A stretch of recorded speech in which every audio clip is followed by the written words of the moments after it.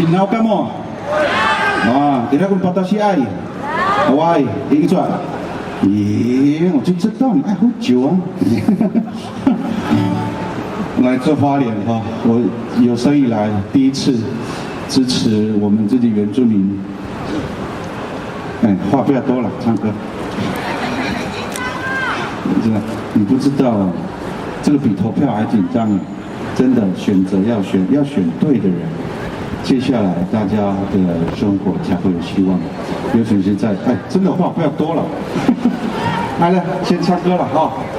第一首歌，去年得奖的那首歌，管他，唱歌嘛，很冷了，